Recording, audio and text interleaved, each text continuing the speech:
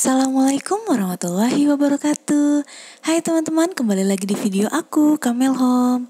Gimana teman-teman kabarnya? Semoga yang nonton video aku dalam kondisi sehat ya.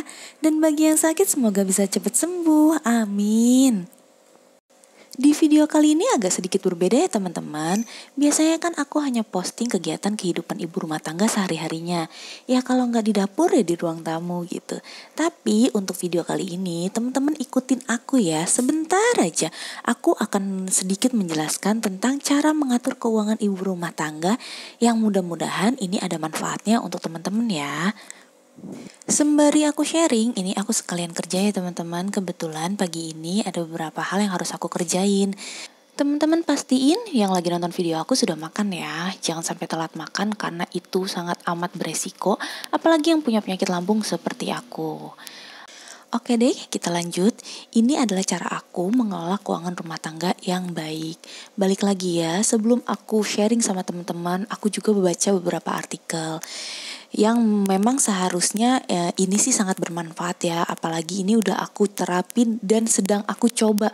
Bukan aku udah terapin ya, tapi aku sedang mencoba menerapkan pengelolaan keuangan rumah tangga ini agar menjadi kita kedepannya lebih baik lagi gitu teman-teman. Yang pertama dan yang paling mendasar adalah menurut aku, pahami kondisi keuangan masing-masing. Hal yang paling utama agar teman-teman bisa mengelola keuangan dengan baik adalah memahami kondisi keuangan. Gimana caranya? Pertama-tama harus catat setiap ada pemasukan yang teman-teman terima. Entah itu setiap harinya, per minggunya, atau per bulannya. Itu harus dicatat ya teman-teman. Dan kemudian catat setiap pengeluaran yang dilakukan setiap harinya. Itu gak boleh miss sama sekali. Meski terlihat ribet, tapi cara ini dapat membantu teman-teman untuk memahami kemampuan keuangan yang teman-teman miliki gitu. Dan teman-teman jangan melihat dari sisi ribetnya ya. Kita kan mau tahu kondisi keuangan kita itu larinya kemana aja. Apa sih yang sekiranya lebih boros gitu. Kalau gak dicatat kita tuh gak pernah tahu kira-kira kita spend uang lebih banyak itu di mana? Apakah di jajannya, apakah di makanan sehari-hari kita gitu kan? Maka teman-teman itu bisa lebih bijak untuk menggunakan uang dan terhindar dari pemborosan gitu. Selanjutnya yang gak kalah penting adalah menentukan tujuan dan prioritas. Jadi teman-teman bisa lebih aware dengan kebutuhan yang harus dipenuhi terlebih dahulu. Jadi tidak mudah tergiur untuk menghabiskan uang demi memenuhi keinginan semata. Namanya juga manusia, apalagi ibu-ibu ya kan. Gajian nih kira-kira apa yang mau dibeli dulu, malah keinginan dulu yang dipengen kan, yang dibeli gitu. Sementara kebutuhannya nanti aja deh, nanti aja. Ternyata uangnya habis. Jadi kita harus pinjam lagi, atau harus cari lagi kemana kan, itu bikin bingung ya teman-teman. Yang ketiga adalah tentukan budget per bulan. Ini salah satu masalah yang sering banget dihadapin saat mengelola keuangan. Adalah oversharing atau belanja melebihi budget gitu kan. Kenapa aku ketawa? Karena aku ingat kehilafan yang sering aku lakukan gitu. Kalau belanja kan suka over gitu ya. Nah ini harus kita fokusin ya teman-teman, tentukan budget per bulan. Caranya gimana? Caranya adalah membuat daftar kebutuhan dalam beberapa kategori yang harus dialokasikan di setiap kategorinya. Misalnya untuk makan atau konsumsi, untuk tempat tinggal atau kontrakan, listrik, transportasi, cicilan, atau investasi teman-teman lainnya. Itu harus jelas pos-posnya ya teman-teman, jangan sampai miss atau jangan sampai kita malah beli dulu yang kita inginkan, malah mengkesampingkan kewajiban-kewajiban yang harus kita bayar. Ada juga contoh formula alokasi budget yang bisa teman-teman gunain. Contohnya misalnya 50% untuk belanja, 30% untuk membayar cicilan, dan 20%-nya lagi untuk investasi. Itu balik lagi ke kebutuhan teman-teman masing-masing, ke keperluan teman-teman masing-masing, dan situasi bagaimana keuangan teman-teman masing-masing ya. Selanjutnya yang gak kalah penting adalah pahami perbedaan keinginan dan kebutuhan teman-teman. Nah, siapa di sini yang ketika nerima uang atau nerima gaji langsung beli apapun keinginannya? Itu nggak boleh ya teman-teman. Dahulukan kebutuhan, jangan mikir dulu keinginannya. Nanti kalau emang ada uang lebih, baru teman-teman boleh beli keinginan teman-teman apapun itu ya. Asal uangnya cukup dan tidak mengganggu budget kebutuhan. Contoh kebutuhan itu adalah keperluan sehari-hari, kayak makanan, transportasi, sampai pakaian. Tapi balik lagi makanannya makanan seperti apa? Makanan yang sehari-hari. Kalau makanan yang kayak di restoran atau itu melebihi budget, itu bukan kebutuhan ya teman-teman, itu hanya keinginan kita aja. Dan juga pakaian. Kalau pakaian yang lagi ngetren biasanya nih ada aja kan setiap bulannya kan. Lagi ngetren ini, lagi ngetren itu.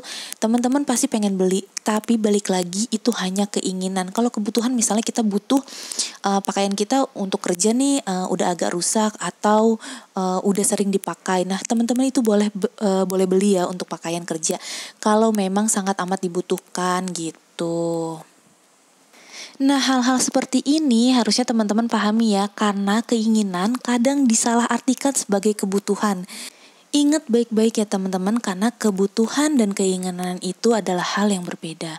Terus kenapa sih memahami keinginan dan kebutuhan itu adalah hal yang penting? Karena menurut aku dengan memahami hal ini, teman-teman bisa mengontrol diri teman-teman agar tidak menghabiskan banyak dana untuk keinginan yang membuat teman-teman itu jauh lebih boros. Selanjutnya ini adalah yang kelima, poin yang amat sangat penting. Siapkan dana darurat. Nah, dana darurat kan ini harus masuk ke salah satu alokasi budget ya teman-teman.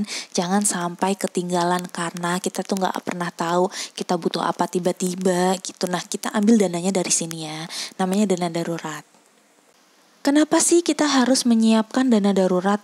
Ini itu untuk mengantisipasi kondisi yang tidak terduga, yang mana kita nggak pernah tahu ke depannya akan seperti apa. Ya kan teman-teman nih, misalnya kayak kemarin COVID itu ada pemutusan hubungan kerja atau PHK, yang itu kan tidak ada di rencana dan tidak terfikirkan sama kita kan, ada PHK besar-besaran. Terus contohnya lagi, nauzubillah min zalik gitu ya, musibah kecelakaan atau hingga krisis ekonomi yang benar-benar teman-teman tuh sampai nggak punya uang gitu. Nah, kalian itu bisa ambil dana dari si dana darurat ini. Kalau aku pribadi mungkin next ya, bukan untuk bulan ini, aku akan menyiapkan dana darurat itu biasanya di investasi itu aku biasanya selipin itu dana darurat di situ, karena kalau masuk ke dalam kebutuhan, menurut aku itu dana darurat itu bukan kebutuhan ya teman-teman, tapi itu investasi jangka panjang buat nantinya gitu.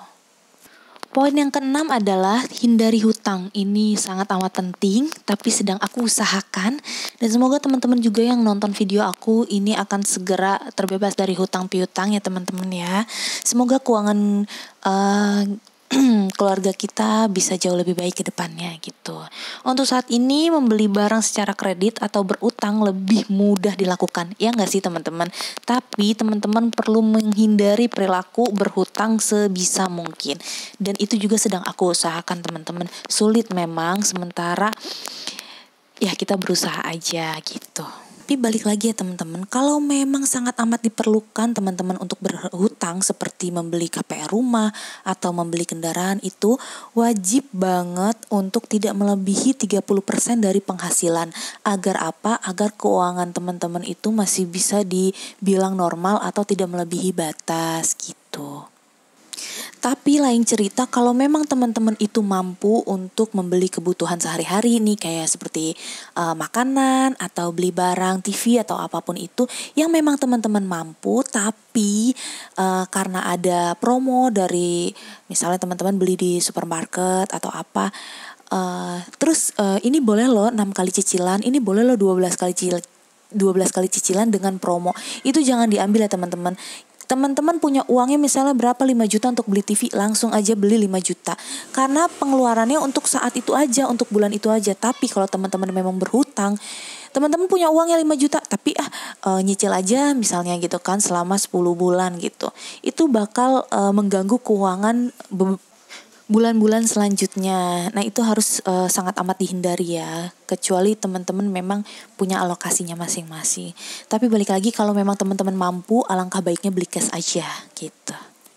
Yang selanjutnya adalah alokasikan uang untuk tabungan. Nah, ini sangat amat penting juga. Kayaknya semua aspek itu penting ya teman-teman. Selanjutnya adalah manfaatkan promo untuk belanja. Nah, manfaatkan promo untuk belanja ini adalah salah satu cara mengatur keuangan rumah tangga agar apa? Agar hemat, teman-teman. Misalnya di pasar lebih murah nih, ya udah kita ke pasar, atau di supermarket ada banyak promo nih, ya udah kita belanjanya di supermarket. Nah, kita tuh harus update ya, teman-teman. Pokoknya kita harus memfokuskan bandingin harga di berbagai toko atau pasar gitu sebelum membeli. Selanjutnya adalah memanfaatkan diskon dan promo. Kan banyak di supermarket itu ada diskon dan promo-promo ya. Ya itu teman-teman harus manfaatin itu. Lanjut lagi yaitu adalah pilih produk alternatif yang lebih terjangkau. Tapi tetap perhatikan kualitasnya ya. Dan jangan lupa sebelum kita belanja harus dicatat dulu agar apa? Agar tidak over ya teman-teman. Dan jangan sampai kita beli yang gak ada di list gitu. Dan yang terakhir adalah disiplin. Ini adalah kunci utama agar cara mengatur keuangan rumah tangga teman-teman itu bisa jauh lebih efektif. Teman-teman juga harus usahain selalu disiplin dan berkomitmen ya untuk menjalankan rencana keuangan yang udah dibuat ini. Agar apa? Agar cash flow-nya itu tetap terjaga. Agar cash flow-nya itu tetap aman setiap bulannya. Tapi bukan cuma para istrinya aja nih, pasangan teman-teman, suami teman-teman juga harus diajak untuk berkomitmen dan untuk mewujudkannya gitu. Intinya teman-teman jangan pernah lupa untuk bikin budget setiap bulannya, tulis pengeluaran dan pemasukannya supaya teman-teman bisa baca laporan keuangannya. Apa sih kira-kira yang over di dalam rumah tangga teman-teman, sampai teman-teman itu suka kekurangan atau suka uangnya nih nggak tahu gitu larinya kemana. Nah itu perlu banget untuk dibikin budget setiap bulannya ya. Nah itu adalah sedikit tips dari aku ya teman-teman, bagaimana mengelola keuangan rumah tangga dengan baik. Yang insya Allah semoga yang nonton video ini, aku dan teman-teman semuanya bisa segera terbebas dari hutang piutang, bisa segera ekonominya jauh lebih membaik. Bagi yang ekonominya belum stabil, semoga segera distabilkan. Bagi yang pendapatannya masih belum cukup, semoga segera dicukupkan sama Allah Subhanahu Wa Taala. Dan yang paling penting adalah mudah-mudahan kedepannya kita jauh lebih sehat, kita jauh lebih bahagia, karena menurut aku yang paling penting adalah sehat dan bahagia. Insya Allah rezeki yang lainnya itu bisa segera menyusul, amin. Oke deh teman-teman, sekian dulu video dari aku. Semoga di dalam video ini ada sedikit manfaat yang bisa teman-teman ambil. Mohon maaf kalau aku ada kehilafan, kalau aku ada salah-salah kata atau ada salah-salah video. Mohon dibukakan pintu maaf ya teman-teman. Assalamualaikum warahmatullahi wabarakatuh.